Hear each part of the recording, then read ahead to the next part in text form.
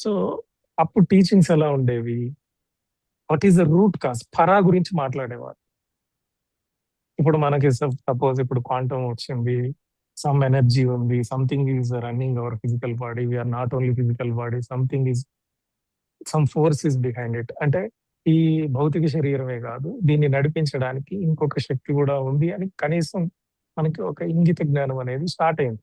Quantum field, quantum theories వచ్చిన తర్వాత ఇప్పుడు మోడర్న్‌గా. హ్మ్.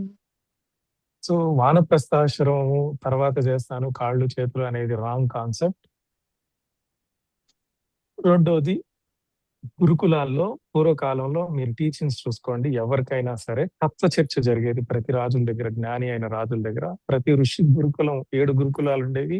ఇవే గోత్రాలుగా కూడా వచ్చాయి. గోత్రయము అంటారు. వాళ్ళు హ్మ్. చేసే త్రయము అంటే 3. వాళ్ళ అంటే ఆ టీచింగ్ ఏ లీనియేజ్, వాళ్ళు ఎక్కడున్నారు, ఏ పని చేస్తున్నారు. దీన్ని బట్టి త్రయం ఉండేది. గోత్రయము అంటారు. గో అంటే వెలుగు. సో ఫస్ట్ వీళ్ళు ఏం చేసేవాళ్ళంటే ప్రతి ఒక్క గురుకులంలో గాని, ఋషులు దాంట్లో గాని ఫస్ట్ ధ్యానమే నేర్పించేవాళ్ళు.